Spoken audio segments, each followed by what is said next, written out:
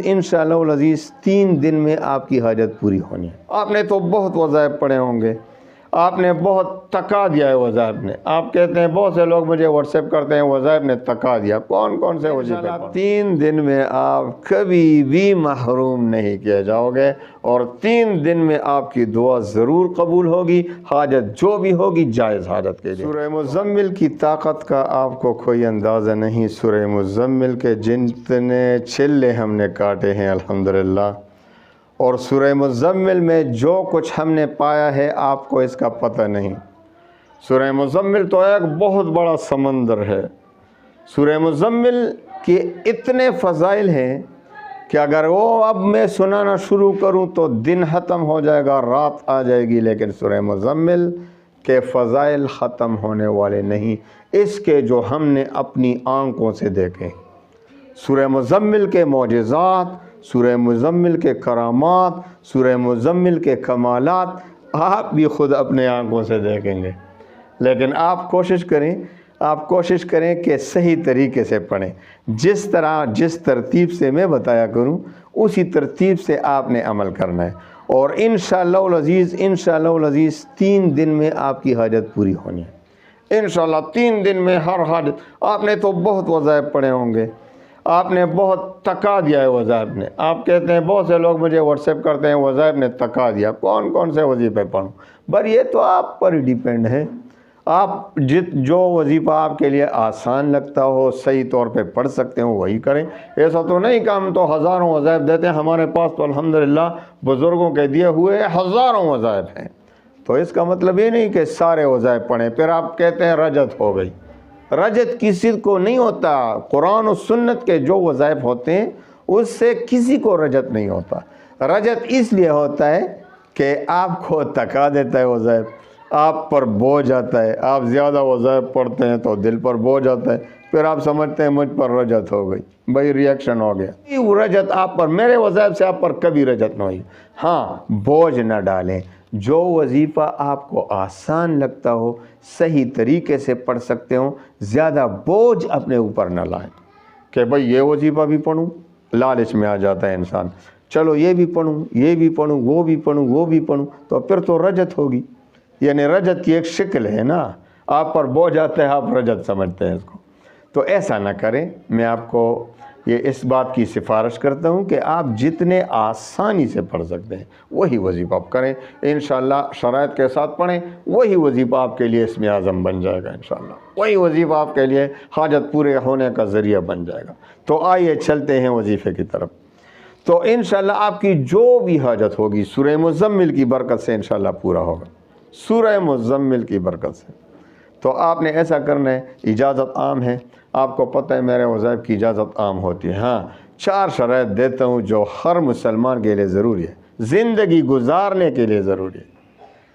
ایمان کے بعد 4 شرائط ہر مسلمان کے لیے ضروری ہے۔ نماز کی پابندی تو وظیفے کے لیے بھی ضروری ہے، کیونکہ اگر آپ وظیفے پڑھتے ہیں اور اللہ کو ناراض کر رہے ہیں، نماز نہیں پڑھتے، نماز کی پابندی نہیں کرتے، تو آپ کا وظیفہ کون قبول کرے گا؟ ذرا مجھے اس کا کوئی جواب دو۔ وظیفہ قبول کرنا کس نے ہے؟ اللہ نے۔ جب آپ اللہ ہی کو ناراض کر رہے ہیں، وظائف پڑھ رہے ہیں، تو وظیفہ کون قبول کرے گا؟ کوئی بھی نہیں کر سکتا۔ تو 5 وقت کی نماز پہلا شرط۔ دوسرا شرط ہے رزق حلال کی طلب، کیونکہ حدیث میں آتا ہے کہ جس پیٹ میں حرام مال پڑا ہو، جس کا لباس حرام، کھانا پینا حرام، اس کی دعا کیوں کر قبول ہو؟ تو آج بالکل اس کی پرواہ نہیں، جو کھا رہے ہیں پتہ نہیں، یہ مل گیا، جو مل گیا سو مل گیا۔ تو اس کے ایسا نہیں، ایسی زندگی نہیں گزارنی ہے مسلمان نے دیکھنا ہے کہ جو کھانا میں کھا رہا ہوں، بچوں کو لا رہا ہوں، یہ حرام ہے حلال۔ سب سے بڑا ادب کھانے کا یہی ہے کہ ہم پہلے دیکھیں کہ یہ کھانا جو میرے سامنے رکھا ہے، میں کھانے والا ہوں، یہ حلال بھی ہے کہ حرام، کہاں سے آیا ہے؟ تو پہلے اپنے روزی رزق کو حلال بنا دیں، پھر آپ کا وظیفہ کام کرے گا، آپ کی دعا قبول ہوگی، اللہ آپ سے خوش ہوگا۔ تو تیسرا شرط، اللہ تعالیٰ پر یقین اور اعتماد کامل ہو۔ آپ جو بھی وظیفہ پڑھ رہے ہیں یا دعا مانگ رہے ہیں یا دعا مانگ رہے ہیں تو اللہ تعالیٰ پر آپ کو کتنا یقین ہے؟ 100% یہ یقین ہے کہ اللہ تعالیٰ ضرور قبول کرے گا؟ اللہ تعالیٰ بہت 70 ماؤں سے زیادہ مہربان ہے اپنے بندے پر، ضرور مجھ پر رحم فرمائے گا۔ آپ کو ایسا یقین ہے؟ تو ایسا یقین ہونا چاہیے۔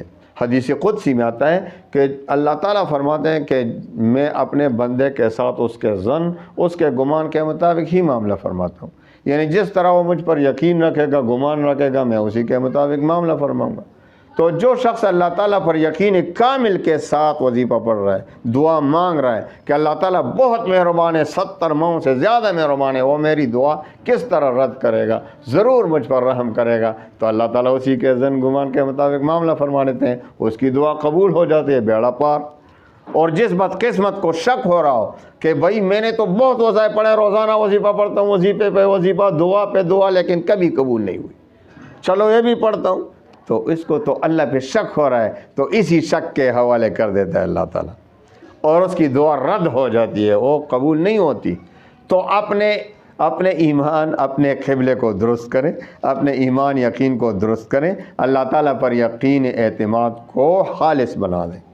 چوتھا اور آخری شرط، آپ کے وظیفے کا تلفظ ٹھیک ہو۔ آپ وظیفہ پڑھ رہے ہیں تو وظیفہ صحیح طور سے، آپ تلفظ صحیح طور سے ادا کر رہے ہیں۔ اب جو سورہ مزمل کا آپ کو وظیفہ دے رہا ہوں، ساتھ ہی سورہ فاتحہ بھی ہے، تو اس کا وظیفے کا تلفظ آپ کا ٹھیک ہے یا نہیں؟ تو اس کو ٹھیک کریں، انشاءاللہ العزیز پھر وظیفہ پڑھیں، اور پھر آپ دیکھیں کہ انشاءاللہ 3 دن میں آپ کی حاجت پوری ہوگی۔ آئیے اب ان 4 شرائط کی روشنی میں وظیفے کی طرف آتے ہیں۔ آپ نے رات کو پڑھنا ہے۔ سب سے پہلے اگر 2 رکعت صلاۃ حاجت کے پڑھیں تو بہت بہتر، 2 رکعت صلاۃ حاجت کے پڑھیں، اور اس کے بعد 11 بار درود شریف پڑھیں۔ 11 بار درود شریف کے بعد سورہ فاتحہ مع بسم اللہ کے میم کے سمیت، بسم اللہ الرحمن، اب پہلے تو اعوذ باللہ پڑھنا ہے نا، اول بار جب شروع کریں، اعوذ باللہ من الشیطان الرجیم، بسم اللہ الرحمن الرحیم الحمد للہ رب العالمین۔ تو اس کو بسم اللہ کے ساتھ ملاتے ہوئے آپ نے سورہ فاتحہ پڑھنا ہے ایک بار، اس کے بعد ایک بار درود شریف، اس کے بعد سورہ مزمل، اس کے بعد ایک بار درود شریف۔ ہر بار آپ نے ایک بار درود شریف کا اضافہ کرنا ہے، یعنی سب سے پہلے 11 بار آپ نے درود شریف پڑھا، اس کے بعد بسم اللہ سمیت بسم اللہ الرحمن الرحیم الحمد للہ رب العالمین ولا الضالین آمین، اس کے بعد درود شریف پڑھا ایک بار، اس کے بعد سورہ مزمل، اس کے بعد ایک بار درود شریف، پھر اسی ترتیب سے 41 بار آپ نے پڑھنا ہے۔ 41 بار جب پورا ہو جائے، پھر آخر میں 11 بار درود شریف، پھر خوب دھیان سے رو کر، گڑ گڑا کر اللہ کے سامنے التجا کریں، فریاد کریں، توبہ کریں، اپنی دعا مانگیں، اپنی حاجت، لیکن ایک بار ایک حاجت کے لیے، یعنی 3 دن میں جو بھی وظیفہ آپ پڑھ رہے ہیں یہی، تو ایک حاجت کے لیے ہو، پھر جب زندگی میں کوئی دوسرا حاجت ہوگا پھر کریں۔ تو انشاءاللہ 3 دن یعنی 3 رات مسلسل یہ وظیفہ پڑھیں، سورہ فاتحہ، درود شریف اور سورہ مزمل کا، تو انشاءاللہ 3 دن میں آپ کبھی بھی محروم نہیں کیے جاؤ گے، اور 3 دن میں آپ کی دعا ضرور قبول ہوگی، حاجت جو بھی ہوگی جائز حاجت کے لیے۔ تو اللہ تعالیٰ تمام مسلمانوں کو صحیح طریقے سے عمل کرنے کی توفیق عطا فرمائے۔ وآخر دعوانا ان الحمد للہ رب العالمین۔